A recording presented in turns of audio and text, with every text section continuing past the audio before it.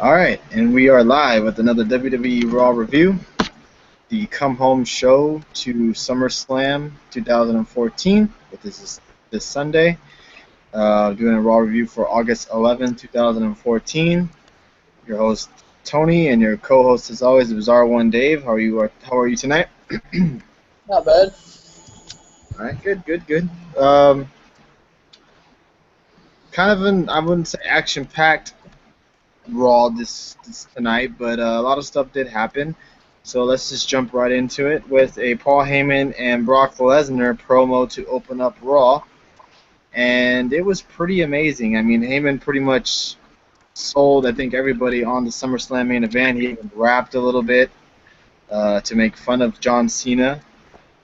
Yep. I don't want to get all into the whole promo, but he pretty much said that, he took out The Rock. He's taken out Hogan. He's beat the Undertaker's streak, and he's next is John Cena. Heyman says he did mention that the match at Extreme Rules said that Lesnar may have lost, but Cena got the beating of his life. Heyman says that Lesnar was only 50% at the time, and now he is at 100%. And that no one can beat him. Heyman did say, I'm sorry, this is Brock's house, and that later tonight Brock will be coming back home. And granted, that was Brock's first match back. Let's not forget that. Brock's first time ever coming back. That match was more of a payback from the WWE because the way he left originally. His last match before that, I believe, was against Goldberg at WrestleMania. Yes, and I think that match was just to get over John Cena, most likely. I can't remember what happened after they fought. I think Lesnar fought Punk, I think, at SummerSlam. No, Triple H, I believe that's the next, because he wrestled Triple H for, like, that SummerSlam and then WrestleMania, and then last year it was Punk. That's right. Yeah, you're right. That's right.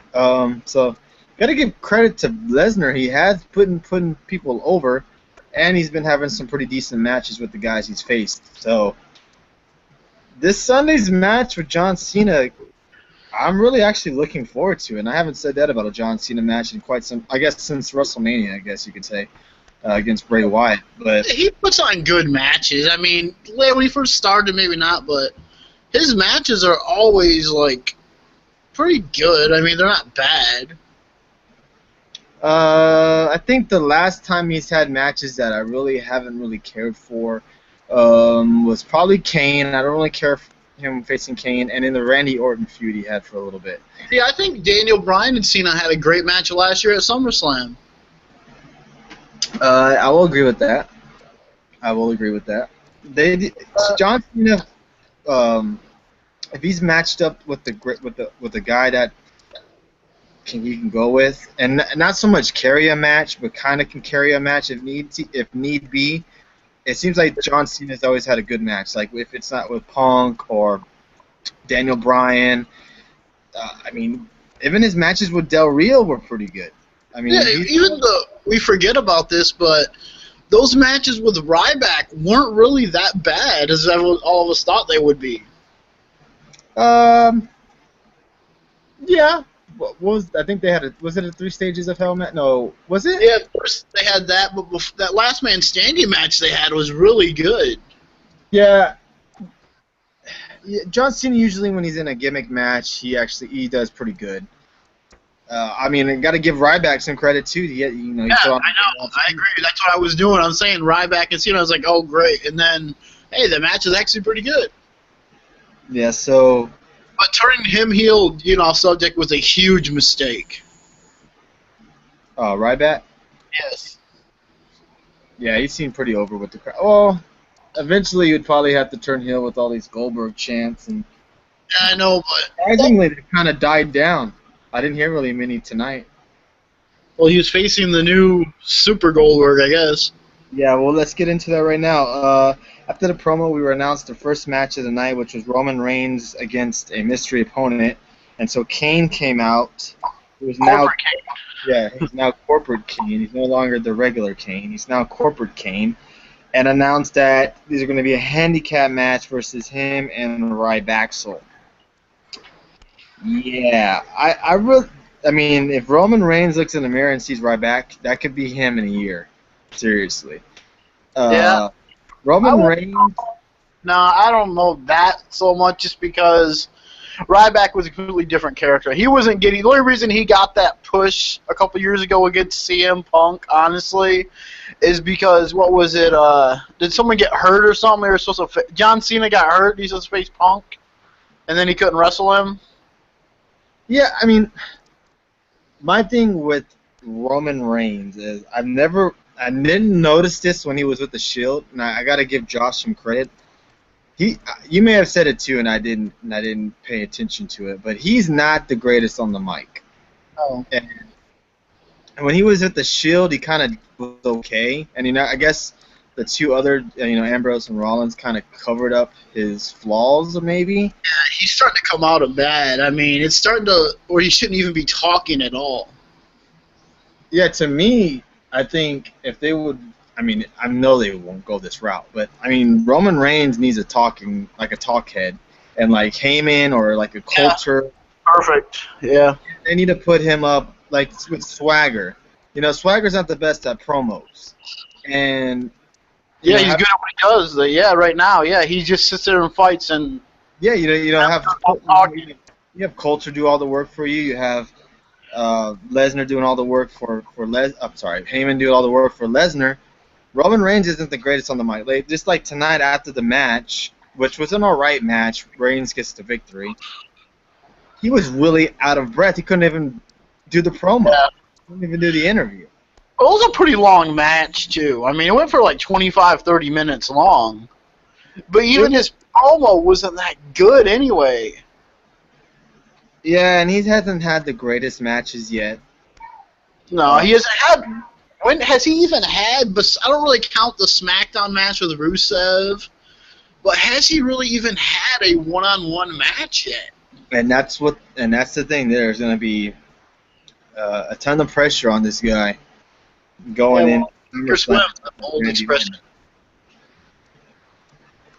I'm sorry, I didn't. You kind of cut off.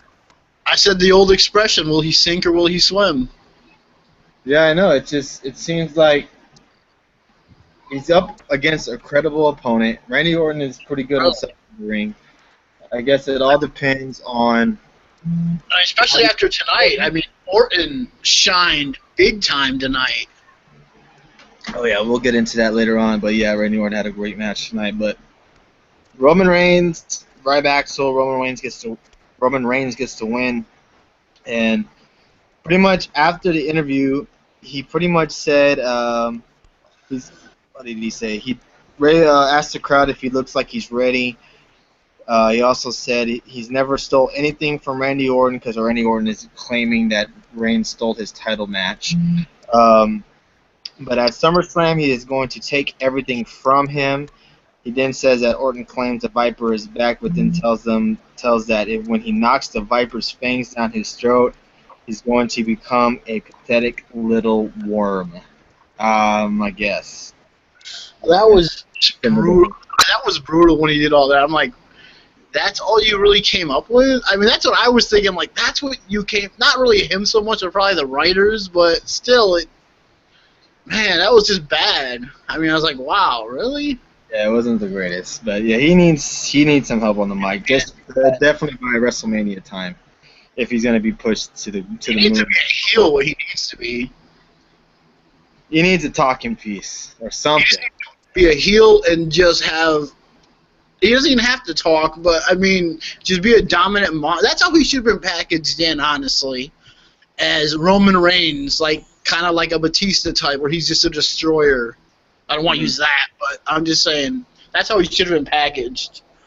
Because Rollins and Ambrose are shining like everything right now. They're superstars right now.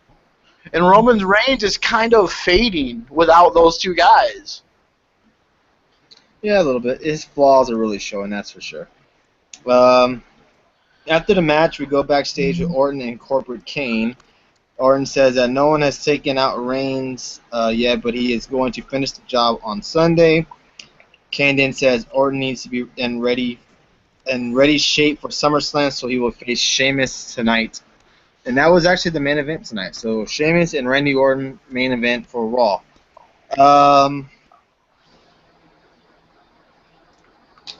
Let's get to we had the next match of the night, which was Rob Van Dam and Seth Rollins for the millionth time. And Seth Rollins ends up picking up the victory. You and I both agree that RVD needs to leave the WWE, don't you think as Like well? you said, well, I guess a Raw like tonight, made sense, to have him on there because you want to. People still love ECW. We see that with the TNA thing going on, and people still love RVD. He's a fan favorite. That's what's gonna take. That's because it takes you back, kind of nostalgia to your childhood. If you're in your 30s, late 20s, 40s, whatever, you kind of takes you back seeing RVD wrestle again, doing all those old ECW moves and split-legged moonsault, a little leg drop off the apron. I'm not gonna, I'm not gonna say that RVD is a bad wrestler or anything. It's just I think but prime. I think he's those guys that he goes to independent shows and he's like that wrestler that faces their top guy or something like that. I just don't. Jericho was even in that mold a little bit a year or so ago when he was just like he wasn't winning. He was just there to lose, it seemed like. Jericho hasn't been. I'm a Jericho fan, but I mean he hasn't been as good as he was when he first came back to take on CM Punk. He hasn't been that good, that Jericho, since he's came back the last couple of years. That first time he came back was awesome. I think, 2012? That was an awesome Jericho. We haven't really seen that Jericho. Yeah, maybe we'll see it this Sunday night at SummerSlam against Bray Wyatt. Because that last match is horrible. Yeah, the last match was not the greatest. But, yeah, it was announced that we would get Randy Orton versus Sheamus in the main event. Let's get to the controversial thing of tonight, which was Stephanie McMahon making a confession to Brie Bella that a lady named Megan Miller, the athletic trainer, I believe that's what she was, or physical therapist, I'm sorry, she announced on Raw that she is having an affair with Daniel Bryan. And of course, everybody is automatically comparing this to the famous, Claire Lynch storyline with AJ Styles. You and I agree that it is similar with the lady involved, but we kind of disagree on the storyline itself. You think it's going to be a huge part of the storyline, am I correct? Well, because they already. Well, I don't really want to say what happened, but because something else happens on later on in the night. But I mean, it kind of. You can just mention it. You can go ahead and go for it. Go ahead. They had the confrontation, and Bree slapped Megan Lynch, and they did this whole thing where she gets arrested, and it's like, okay, here we go again. And then she leaves arrested in handcuffs, and they continue on with the whole, don't take too hard on her because her husband's cheating on her. Holy shit, the YouTube comments is going crazy. What?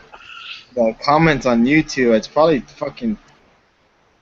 I don't know, I think we're getting spammed by some guy. Anyways, I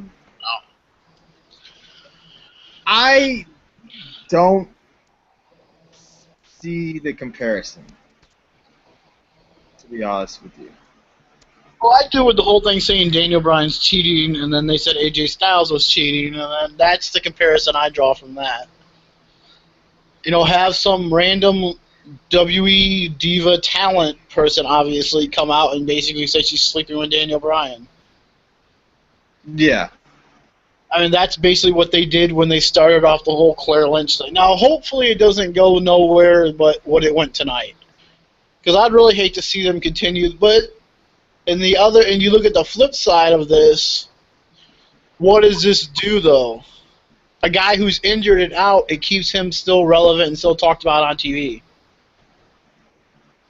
Um, the reason why I don't see it as the same is because with the Claire Lynch storyline and this storyline, I think it's just totally different. And the reason why I say that is because the Claire Lynch storyline went for, I can't remember how long, but it went for quite some time. Longer than um, this storyline is going so right now. Am I correct? Yeah, I I think went for The Claire Lynch storyline went at least a couple of months. If I'm mistaken, right? yeah, it went for a while about AJ's secret and all that. It originally came out that AJ and Dixie were possibly having an affair, and then it went to Claire Lynch. Okay. Now here's my thing. This could be a whole stunt of mind games played by Stephanie McMahon to get in Brie Bella's head to mess her up for this Sunday. What better way to have her there? I'm sorry? Yeah, I mean, she could be there. Yeah, I mean, it doesn't mean that she's going to be, like, this is going to be, like, a drawn-out story. I don't even see Daniel Bryan showing up, on TV, honestly. Well, the rumors about him are probably out until after the Royal Rumble. Exactly. And the guy that was spamming our channel, if you are under the age of 18, please cover your ears. Fuck you. You've been banned. So thanks again for watching. So now, continue. She could be at ringside. She can maybe even cost Brie Bella the match. That's very, very, very, very true. But my thing is, she's a wrestler. She's not a real physical therapist and all this stuff. She's just she is a wrestler in real life. I think she's like in some kind of a Canadian independent wrestling company. And maybe she gets involved and maybe becomes a wrestler. I was maybe thinking that maybe Stephanie hired her to help her out in the match, and then they continue a storyline, or or maybe, like I said, I don't think they're gonna go to the point to where Stephanie McMahon says that she's pregnant, or because we all know this is fake, honestly. WWE is so huge and big that if Daniel Bryan absolutely, really, honestly did cheat, TMZ would be on that shit immediately. I mean, seriously. But I think it's a way to keep him involved in the storyline. And that's what they're really trying to do. Yes, it keeps him relevant. That's for damn sure. Now, do I think it's the same storyline? Like, not the Brie Bella and Stephanie story, because they say this is just for a storyline for people who watch Total Divas. Okay. Well, if you watch Total Divas, you would see that Daniel Bryan wouldn't cheat on Brie. No, I don't mean that. I mean the whole Stephanie and Brie thing. They're saying this is just for people who watch their Total Divas show to get it talked about, because I think it comes back in September or whatever. Okay. And if Brie is in the top spot, she's not a champion, but she's right there in the bigger match than the Divas title match, honestly. This could be definitely like an episode on Total Divas to where, Stephanie McMahon says that, how they'll portray it on there, though. I wonder how they'll portray this from Total Divas standpoint. Yeah, I bet they even probably have Brie call Daniel Bryan right after the segment or something like that. I'm sure this will be on the show. That's a good point. Good point made. I don't know if that, honestly, because they don't want to give you too much in-depth on what's going on. They don't know if they'll give you that much. Like, we've seen where they'll edit stuff out of the show where you don't see everything that's going on. Yeah, I agree with you, and I don't think. I mean, I do see the comparisons. I do, honestly. I mean, but I don't think the storylines are going to be the same. That's what I was trying to say. Like that right there. Or even if it turns into a match. Like, we've seen this before where they add some random person in the audience or from the crowd, and they end up becoming a wrestler. You can go far back as Tori, when she was obsessed with, who was that? Who was she obsessed with? China or somebody? I don't remember. She was obsessed with somebody, and then she became like a wrestler. Mickey Yeah, James. so I mean, I think that's how that happened. I'm not sure though. yeah, Mickey James, yes, with Trish Stratus. So I mean, it could all go any way, any form, any storyline. We don't know for sure. So I mean, that's what I was saying. I mean, yes, there's comparisons, but there's not. It's not worth saying like the storylines are going to be the same because with the Claire Lynch thing that she drugged up AJ and she's going to be pregnant and then she ended up having some kind of toy baby on the show and then she ended up having issues and that she was lying and she needed help. I mean, that storyline was a big clusterfuck. And I wonder if this is the same girl who was playing Randy Orton's wife on an episode where she was just a horrible actress. I don't know. I mean, I doubt it because this one seems like a wrestler. But, I mean, who knows? But let's just continue on. Yeah, the confession was made. Stephanie McMahon said that, Daniel Bryan was cheating on Brie with this Megan Miller chick, the physical therapist. She ended up slapping Megan Miller. She then ended up attacking Stephanie. It gets broken up, of course. Stephanie gets on the mic and says, "We're gonna go at it later." That ends up coming out. Brie ends up coming out. Stephanie comes out, not in wrestling gear, of course. Says that Megan Miller has pressed charges. Brie Bella gets arrested and sent to jail. So it's pretty much Stephanie McMahon wrestle for free on Raw. no, definitely not. And 99 on the this is WWE. just probably to keep you tuned in to Raw just to see if maybe it happened. But Brie Bella gets arrested, and it's her payback to Brie Bella. But go ahead. My biggest problem with this whole storyline is not so much with that, but with how they've been portraying Daniel Bryan since he started. First, it was the AJ Lee thing where he was an abuser. They were doing that line. And then they made him, he's a robbed and stole the WWE title, and now they're making him be a cheater as well. So it's like, oh boy. Yeah, but at least they're still making him relevant. His name's still going around. They're making you not forget who he was or who he is. Who he was, Jesus. Who he is. He is going to be back, so you got to keep. He'll be back by Royal Rumble, is my guess. He'll probably be a surprise entrance. I don't know. I think they're saying after the Royal Rumble, so I don't know if he'll make it to the Rumble. We'll all see, I guess. But, yeah. Brie Bella gets arrested. She ends up going to jail, and I'm sure the match is still on, but that's what's happening with them, too. We move on to our third match of the night, which was Jack Swagger versus Cesaro. You called this a jobber match. Well, I said it before the match actually started. I figured, it's Cesaro Swagger. It's not going to go very long. But this match actually went. Good match, too. It actually went a good amount of time. I would say at least 20 minutes. Back and forth. I mean, this really is good. what we saw when these two guys broke up. This is the type of matches and feud we should have saw when these guys broke up. We never got it. I guess this is what we get, pretty much. Yeah, they put on a great match. Jack Swagger ends up picking up the victory. After the match, Coulter gets on the mic and says that Swagger holding the American flag will be the only sight anyone will see. And then out comes Rusev and waving his flag, and Swagger started waving his flag. So it was just a big old flag off. So that match I'm actually really looking forward to. Hopefully we actually get a finish this time. Yeah. I could actually see where they could do a scenario, which we'll talk about it more Sunday on our predictions, but where they could actually have Swagger winning. Maybe. Without hurting Rusev. That's true, and yeah, because he hasn't been pinned. That's very true. So do something like that.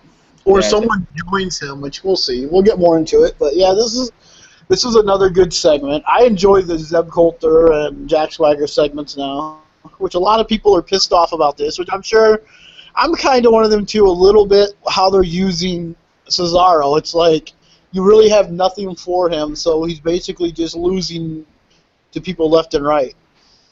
Yeah, well, I heard on Twitter that someone's saying that some wrestling guy said that he's supposed to be getting a push in the fall, so we'll see what happens with that. But Yeah, other than that, I mean, Cesaro, they don't know what to do with him, I guess, at the moment, and they're just putting him in random matches, and he's having good ones with the people that he's put in the match with, so can't really complain with that. But let's get into the one-on-one face interview with Bray Wyatt and Chris Jericho. Oh my God. Uh, Bray immediately tells Cole to leave. Bray asks Jericho if he remembers his dreams as a kid, that if it still bothers him that he sees the disappointment from his father. Bray says the only way Jericho could fill the empty holes inside him is to be a savior of his own. He then says that he can't even save himself. Bray then says that he has never been a savior, but people will always follow him. He also said that there is no consequences for his actions, and that he is no that that he has no conscience. He has said that he hates everything in this world, everything this world has created, and that he is a monster. I mean, Bray was on point tonight. I mean, that was a. It doesn't sound great coming from me, of course, but if you go back and watch maybe a Raw recap, or you have the network and watch the replay sometime this new week, definitely watch that Bray Wyatt promo because he absolutely nailed it. It was I enjoyed it. I'm not sure about you, Dave, but I enjoyed the promo that Bray Wyatt had. I really hope this is it for Jericho and Bray Wyatt, because to me it's really starting to get a little stale. Okay. Because I'm just getting sort of sick of the whole Bray Wyatt versus Jericho. That's all we've seen, the Wyatt family versus Jericho, for like 2 months. And it's getting kind of, okay, can this hopefully be the end, which it probably won't be, because Bray Wyatt's probably going to win. And so then we'll be tied, then we'll have another match. So it'll be 3 months in a row. I mean, that's possibly what could happen, because I don't think Jericho is leaving anytime soon. So, I mean, another match between the two could absolutely happen. But Jericho says he is not a savior, but he is a survivor. Jericho says he can't promise what Jericho he will see, but he promised that he will follow the buzzers and then shove them down his throat. See, Jericho's a one who's a better heel than a face. I agree. I 100% agree with you. I love the smart-ass Chris Jericho. The smart-ass...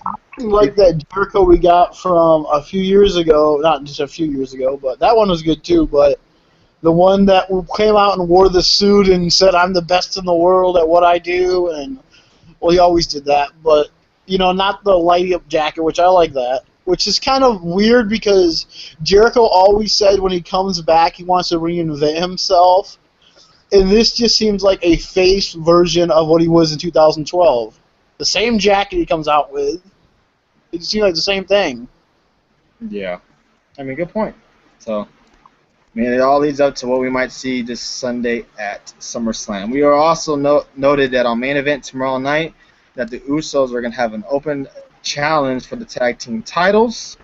So that should be interesting. Maybe the Wyatt's answer, maybe Goldust Stardust, Slater Vader. I don't know. Who knows? Who could be? But it's definitely worth checking out if you have the WWE Network. And this Friday night on SmackDown, we have The Miz returning with his, what is it? I don't even know what his fucking show's called. I can't even remember. Nor do I care. But he'll have Roman Reigns on it, so that should be interesting. Next to the night, we had AJ Lee versus pathetic Eva Marie. Paige ends up... This is worse than the Montreal Screwjob. Yeah, Paige ends up distracting AJ. Eva gets the pin of the roll-up and beats AJ Lee. I can't believe I'm saying that. But after the match, AJ Lee put a smile on my face by beating the shit out of Eva Marie. So that was great. I loved seeing that. Not so much to talk to about that match. But the feud is building up to be, look, everyone loves AJ because of, and I don't think we got this tonight. You can correct me if I'm wrong, but I don't remember hearing CM Punk chants tonight. I do not recall any CM Punk. It's like, wow, it's been a minute, but I mean, I'm really enjoying Paige a lot more than AJ. To me, Paige is shining more in this spot with the whole heel, and I love this Paige a lot better than the NXT Paige, and then we got in the WWE version of Paige. I I agree. I like Paige the way she is. I like the heel. I think everybody's liking Paige because she's like the fresh breath of the fresh She's new. talent, the fresh talent that nobody really have seen before, unless you really watch NXT. She needs Um, to start coming out with her little thing she was doing in NXT. Like, she's not a Barbie doll, you know. mm, She is that she needs to start using that a little more. Because she's perfect. Because the whole Total Divas thing, she would be the perfect one to be anti that more than AJ anyway. yeah, so this match is really building up to be a really good match, and I hope they get enough time to show off what they have. Honestly, hope it starts the show because that would be guarantee a good time. Yeah. Next we had the John Cena promo. It was pretty much the promo he said about when he faced Bray Wyatt. The odds are against him. He doesn't want the titles to go on Brock Lesnar. He wants to beat Brock Lesnar. We're gonna see a different side of John Cena we've never seen before, and all this stuff. So, a good promo. Scared. I'm sorry. This really scares me though because everyone, even the announcers, keep saying Brock Lesnar's going to beat John Cena for the title. Brock Lesnar's going to win. All the fans are tweeting Brock Lesnar's going to win. It's really starting to make me think, like, what if Cena actually wins? Brock is part-time. Before SummerSlam came, I was probably about 100% sure Brock Lesnar was going to win the title from John Cena. Now I'm more about 90%. Because that's really starting to worry me because, like, you start thinking about Cena does wrestle every week. Brock Lesnar shows up like once a month, or at least this month. I mean, twice, but Yeah, it's like I think even if you had Lesnar still be that part-time champion, it could still work. If he showed up 2 weeks out of the month, I think it still worked. worry me because he's only ever wrestled since he's been back WrestleMania and SummerSlam. That's it. So that makes me kind of wonder if he should back up. He's going to wrestle for sure more. That's for sure. But that's here nor there. We'll find out pretty much on Sunday night like everybody else. And yeah, it was a really good promo from John Cena. When he's serious and not that corny, John Cena can hold up with anybody on the promo mic, except for maybe Paul Heyman. That's 100% for sure. Last couple weeks ago or whatever it was, Paul Heyman and them were awesome. Yeah, I mean, Paul Heyman is probably the best guy I've ever seen do a promo. That's like, he's like on another level. I mean, like probably the best guy I've ever seen on the mic was probably maybe I would have to. I don't know. I guess I'm biased. If you can say it if you want. CM Punk, and then probably maybe Shawn Michaels was right there. But I mean, Paul Heyman, man, it's just. What about The Rock? The Rock too. He was good. I'll give it to you. The Rock was good. He was better back in the day than he is now. Talkers in the WWE back in the Attitude Era than there are today. Like, I mean, Triple H was a great talker back then. Yeah, so was Austin. I mean, we can go on and on forever about that. But I mean, Road Dogg was a great talker too. yes, he was. Definitely, yes, he was. We could spend a whole 3-hour video talking about who the best talkers were, but this is a Raw video. Yeah. Next match of the night, which was before the main event, which was Dolph Ziggler versus Heath Slater, with The Miz on commentary. And Heath Slater has won, I believe, 3. Why are they doing to Dolph Ziggler? I think it's just because, didn't he win on SmackDown? He lost. He lost. That's right. He lost the same way, didn't he? Or I think he lost to Seth Rollins. No, Rollins beat him clean on SmackDown, and then right. We talked about that on Sunday. Maybe he's gonna win. He ain't winning. Sorry, I can guarantee you he's not gonna win the title. It would make no sense to give him the title right. Not saying it would make no sense to give him a title, but he's a guy who doesn't really need a title. I don't think. Yeah. I mean, it's more for the Miz because he's. I mean, I guess you could say if he did beat him, what sense would it really make to this build for the new character of the Miz? True. I mean, I enjoy this character of the Miz. I will not. I can't do that, but I think it's this is his best work he's ever done in the WWE. You Um, know, maybe single. Yeah, I did enjoy him and Morrison as the tag team, though. him and the tag team, yes, but this is definitely his best work that he's ever done. You know, with his persona as the celebrity, and it just fits him. That fits his character perfectly. Am I gonna fall in love with him, where I'm gonna cheer for him like I used to about 4 or 5 years ago? Definitely not. This guy has fallen off the scale tremendously. He's just not consistent, in my opinion. One night he can have a good match, the other night he can have a shitty match. It's just I like this Miz a little better than I liked when he was the whole chick magnet thing. I didn't like that whole so much, but yeah, exactly. This one fits him great. He's not a chick magnet. He's not this or that. He's just a celebrity, and plays it up on the TV screen. You know what I just realized? We have no Bo Dallas tonight. No Bo Dallas. Yeah, that was kind of depressing. No Bo leave. No inspiration. He would have been perfect to come out during Hogan's birthday bash. I think Sandow dressed up as one of the old wrestlers would have been perfect. Him dressing up as Macho Man or something like that. People would have been pissed about that. When I thought about it, I thought people would be kind of pissed. But if he wasn't doing it as in a joking manner, like if he actually did it with some like respect, not like making fun of Randy, but kind of, I don't know. Well, I gotta admit, when his music first hit tonight, we're skipping a little bit, but I had no clue who that was when Paul Orndorff came out. I had no clue who it was. Oh, yeah. Yeah, he had a nice little mustache. But yeah, Heath Slater ends up picking up the win over Ziggler. Ziggler ends up attacking Heath after the match. Well, Ziggler ends up trying to give Heath Slater a handshake. Slater ends up trying to kick him. Ziggler catches him and does the but they did it like that because Heath Slater's starting to get cheered, and if him as the heel shook a face's hand, it would show them that it was kind of turning him face. When he went for the kick, it made more sense for Ziggler to give him the zigzag. Yeah, keep Slater as a heel. Keep him where he's at. So, I mean, people like him a lot. He's getting a chance. Yeah, Slater is actually a popular guy in the WWE, believe it or not. He just needs a new theme song. After that, we had the main event of the night, which was Sheamus versus Randy Orton. And man, when they announced this match, I was kind of like, ugh. But this match was actually really good. Yeah, I mean, I was happy just because I ain't seen Sheamus on Raw in a while since he got sick, and then he was off TV, and then he was on Superstars last week. Yes, and this match, I mean, you got an RKO from the top rope. Well, Sheamus went for a move off the top rope and gets RKO'd.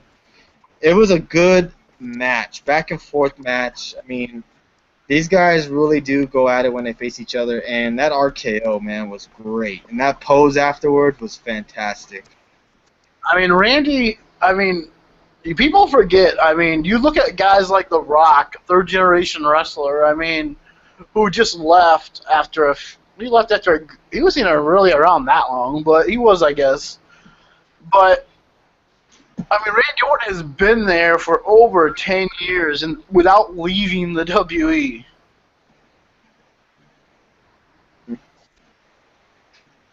He's been fantastic, and people forget that how good he is, and he makes it sometimes. I think PWR show pointed out that Randy Orton makes it look so easy.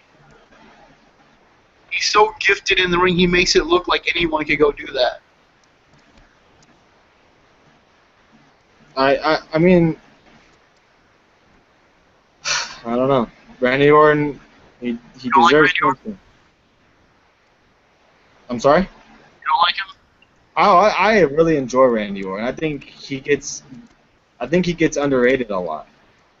Yeah, he gets overrated too sometimes, but it just when he's a face, he's like people love him. He's like the more popular than Cena. Everybody. But as a heel, people still cheer him. But man, when he just turns, it's like wow. That RKO, still my favorite RKO, has to be the one against Evan Bourne. Oh yeah, definitely. Air shooting star press is just awesome. But this match was really good, surprising. Which, if you've been watching wrestling a while, you kind of know when the match is about to end. Because if you don't, look for every match you watch. If you know the wrestlers who are wrestling, you watch what are their main signature moves they usually do. Which Orton is that DDT between the ropes, and then Sheamus is that little 10 hits to the chest. Those are their two signature moves. So you know when they hit those, the match is coming to an end. Mm-hmm. Then you're ready for the finish. So and those two have some great matches. I wonder what they're gonna do with Sheamus, though. Honestly, Yeah, he's not even booked on SummerSlam unless they book him something on SmackDown. But maybe he'll be one of the lumberjacks in the match. right now that tonight's Raw was the last Raw of that WWE logo. Oh, really? Yeah, that we're possibly getting the network logo put on Raw and SmackDown. All right. Well, I guess that's something to look out for. After the main event, we had the Hogan birthday celebration, which was pretty good. We had NWO, we had Paul Orndorff, like Dave said earlier, Roddy Piper, Ric Flair, Jimmy Hart, Gene Okerlund. I think I got everybody. Yeah. NWO meaning Scott Hall, Kevin Nash. Then we had Brock Lesnar come crash the party. And this was great. He gets on the mic, says the party is over, Grandpa. He's just staring down everybody in the ring, thinking he can probably kill every one of them, which he probably could. He bumps Piper for some odd reason. I don't know why he did that, but I think they might be either friends or something. I think that was something like that. Yeah, you know? yeah, I agree. You notice the Ric Flair thing. He tried to make he did this little thing like flinch, and Flair didn't move at all. So he's trying to make Flair flinch. Yeah, One thing I'm really looking forward to, but they didn't really get to it, is Kevin Nash and Brock Lesnar. I would have loved to see like a big stare down between those two guys. yeah. I mean, because Kevin Nash looked in tremendous shape. I know he's getting in shape for our movie or something, but he looked great. And it was really cool seeing how Scott Hall did the whole "Hey Yo" thing again. He ain't been on Raw. I can't remember the last time he was on Raw. Yeah, that was nice. Brock Lesnar came out, said the party's over, Grandpa. John Cena comes out to make the save. They just stare each other down, and Brock Lesnar trolls the hell out of everybody in the ring and in the universe, the WWE universe, and just walks out of the ring and walks back up to the ramp. So that was your tease, folks. That to get you to turn into the network. Oh yeah, they said you have to turn into the network to finish the Hogan celebration, which was really nothing. They sang him again happy birthday. They brought out 2 cakes, which one of them said $9.99 on them. My God.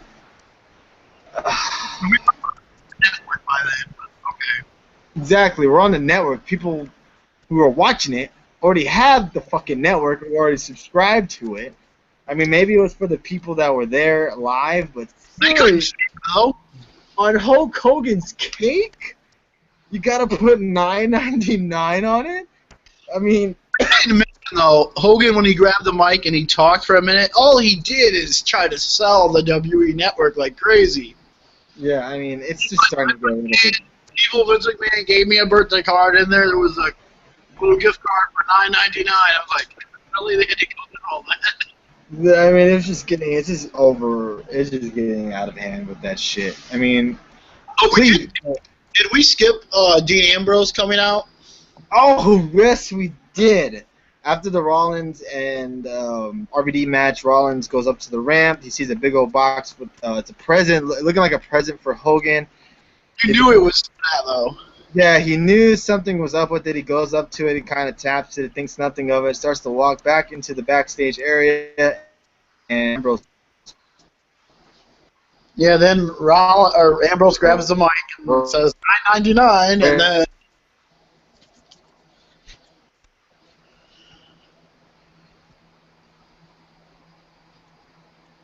They're going to have a T-shirt that says $9.99 on it.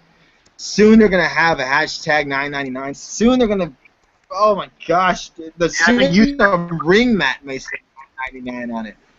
I mean, seriously. What? Did you watch last week? I'm sorry, I didn't hear you. Did you watch SmackDown last week? No, I did not. I have not watched. Did you watch SmackDown last week? No, I have not watched. They had a match with Cara and somebody, and the hash $9.99. Oh Lord. Ugh, I don't know. I mean, I guess they need. That was the hashtag. Freaking buy the network so we can stop hearing this damn $9.99 shit every day or every Monday night. I am getting worried, like you said a few weeks ago. Like, we're kind of concerned because as of right, I don't know if it's available right now, but it's after 12 years, so I am worried, kind of worried, since you mentioned about Sunday, because we're going to have a lot more subscribers subbing onto the network, so I would assume, hopefully that doesn't get a mess up on the stream. Because when we both tried to sign up for it originally, we couldn't hardly get through or get anything working. Yeah, I mean, hopefully it'll just mostly affect the people that are just now getting it. I think like Canada and whatever who else. I'm not sure who else is getting it, but hopefully it'll affect them. And maybe that they're doing it so earlier in the week, maybe they fix out. Now that they know what to do now, maybe they can fix the bugs faster than when they first came for the U.S. But I mean, I guess we all just got to find out on Sunday. I mean, tomorrow they're doing a live stream with Main Event, and then, I mean, we'll see how that does, and then the rest of the shows for the rest of the week. So, I mean, you know, they have the Vault on Wednesday night or Thursday night. So, I mean, I guess we just got to find out. If they do get 1 million subscribers before the end of the year now with this. You would assume with them going to the UK in October that they'll get to a million subs. Yeah, at least by December or so. They got 700,000 right now. Yeah. So, I mean, you only need, what, 300,000 more? Yeah, so they should hit over the 1 million mark by next year. But, yeah, that pretty much wraps up Raw. One thing Dave and I wanted to mention was we do hope they do start ending stuff like that on Raw onto the network, because that will get maybe more people to subscribe to the network, because it's such a, you know. Yeah, I mean, you know how they put up that DVD a few months ago about after the show? I mean, just think if they did it more like that, where something actually happens for 10 to 15, not what they did tonight, but like 10 to 15 minutes after Raw, where you see what actually happens there live. Yeah, I mean, if you want to tune in to see the dark match, you can, or something like that. Something really close. But, yeah, that pretty much going to wrap up our Raw review tonight. We will be back on Thursday with another TNA Impact review, since our last TNA video did really, really good. We figured 2 weeks ago, TNA.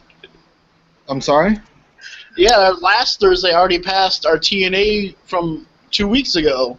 Yeah, so our 117, I believe. Yeah, I think people are really interested in our TNA videos, so we're just going to keep on doing them. We'll be back Thursday night with another TNA Impact live review, and then we'll be back on Sunday with the Wrestling Talk Sunday episode number 5. We'll, you know, give our thoughts throughout the wrestling week and give our opinions on what may happen at SummerSlam Sunday night, and then we'll be back again after that, after SummerSlam, of course, to review it and give our thoughts and opinions. Tonight's Raw, I would say, was kind of crazy, kind of like it was all over the place. I guess it was, I would say it was a 5 out of 10. I enjoyed it. I mean, I think we got 3 really good matches, I thought, tonight. So, and we did finally get our answer, what they're doing with the tag titles. They're going to get an open challenge. I just hope it's not Ryback. Yeah. And we maybe see a title change tomorrow night. So if you have the network and you're not doing anything tomorrow night, be smart. What would be dumb, though? I guess figure poison is that smart or dumb to have them lose the titles on Main Event. Yeah, I mean, give people a reason to buy the network, because you never know what could happen at Main Event. Yeah. Yeah. So, yeah, that's going to pretty much wrap up our Raw review. We thank everybody for watching and subscribing. And we thank everybody watching our TNA videos from last week. Did not think us coming back would get so much success over these TNA videos, but I've said it before and I always will say it. It seems like when we do TNA videos, people will stop and watch more than when we do WWE Raw reviews. So we have a loyal TNA fan base, and we really do appreciate that. But we will be back on Thursday night. Raw, pretty good to decent in both of our opinions. Anything you would like to end the Raw tonight review tonight, Dave? Yes, non-wrestling related. I mean, I was shocked to hear about Robin Williams passing away today, and I was like, wow. Yeah, Robin Williams passing away is very devastating to me because I grew up watching a lot of his movies. A lot of his movies are one of my favorites, so it was really hard to see Robin Williams pass away today on a Monday Night Raw day where you're supposed to be excited and ready. Show last season, that crazy That one was definitely a downer, but yeah. Rest in peace, Robin Williams. You were in a better place, and we do appreciate everybody watching tonight. Please subscribe, please comment, and please like if you did like our video. And yeah, that's about it. If you want to watch us Thursday night for another TNA preview, please tune in. Anything else, Dave? No, that should be it. Oh, I think like we lost David. So that will be ending our show. Thank you everybody for watching. We'll be back Thursday night for another Impact review. Thank you guys.